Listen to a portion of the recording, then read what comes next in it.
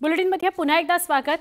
Social मीडियावर कल्याण railway स्थानकातील एक धक्कादायक व्हिडिओ समोर आलाय, म्हणजे व्हायरल होतोय तो, जिथे तिकीट काउंटरवरील कर्मचाऱ्याकडून प्रवाशांची लूट सुरू असल्याचा आरोप आहे। एका तिकिटामागे प्रवाशाकडून जवळपास 30 रुपये जास्त चार्ज केला जातोय। इतकं करूनही तिकीट खिडकीवरील कर्मचारी ती गोष्ट मान्य करण्यासही तयार नाही। यावरून एक प्रवासी त्याला जाब विचारताना दिसतोय। या घटनेचा व्हिडिओ पाहून सोशल मीडियावर प्रवाशांनी संताप व्यक्त केलाय। रेल्वे प्रशासनाने या प्रकरणी तातडीने चौकशी करून कारवाईची मागणी केली आहे।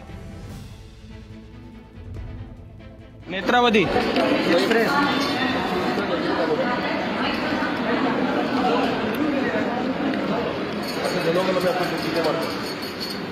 तीस रुपये कशाला एक्स्ट्रा घेतात त्यांच्याकडनं? नहीं 30 एक्स्ट्रा कशाला घेते हैं?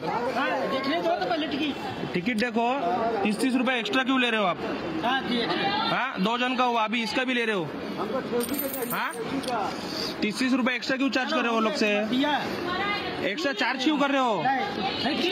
हाँ क्यों मिस्टेक? 2 जन का हो सकता है, 3 जन का हो सकता है। मिस्टेक एक ही बार होता है ना, बार बार कैसे होता है? मिस्टेक एक ही बार होता है ना, तो बार बार कैसे होता है मिस्टेक? बार बार कहा हुआ, इसको भी लिया हुआ, अभी गया उससे भी लिया। हाँ क्या मतलब इन लोग हो क्या आप? इन लोग को हो? हाँ ठीक से बात करने का नहीं, ठीक से बात कर रहा हूँ। इन लोग को पैसा क्यों ज्यादा ले रहा है? पर पैसेंजर कडून 30 रुपए एक्स्ट्रा घेतोय। किसी से नहीं लिया है क्या? बोल कितना लिया? बोला तब ना दिया। अरे मैंने बोला तब ना दिया। टिकट देखने मैंने देखा तभी ना बोला। 30 रुपए एक्स्ट्रा घेतोय प्रत्येक पैसेंजर कडून। आमचे प्रतिनिधी प्रदीप भणगे यांच्याशी आपण अधिक बोलूया। प्रदीप, हा सगळा काय प्रकारे केव्हापासून सुरू होता, काय याविषयी काही कळू शकलंय का? आपण जर बघितलं तर धीरज विश्वकर्मा या व्यक्तीने हा व्हिडिओ इंस्टाग्रामवर टाकला होता आणि यानंतर हा व्हिडिओ व्हायरल झाला आहे।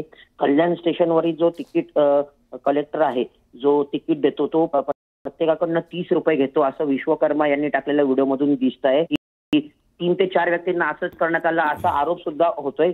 मात्र याबाबत रेल्वे प्रशासनाने कुठलाही दुजोरा दिलेला नाही। रेल्वे प्रशासनाची चौकशी अशी मागणी आता होऊ लागली आहे। नक्की प्रदीप, धन्यवाद माहिती दिल्याबद्दल। आपल्याला या व्हिडिओमध्ये स्पष्टपणे दिसतंय नेत्रावती एक्सप्रेसचं तिकीट त्याने मागितलं, ते तिकीट जेव्हा दिलं गेलं तेव्हा त्याच्याकडनं मागितले गेले आणि जेव्हा या हिंदी भाषिक प्रवाशानं ते पैसे परत तेव्हा ते त्याला परत दिले गेले। पण त्याआधी 3-4 प्रवासी असे होऊन गेलेले होते ज्यांनी तिकीट मागितलं आणि 30 रुपये जास्त चार्ज हा माणूस त्यांच्याकडून घेतो आहे असा आरोप या व्हिडिओमध्ये करण्यात आलेला आहे।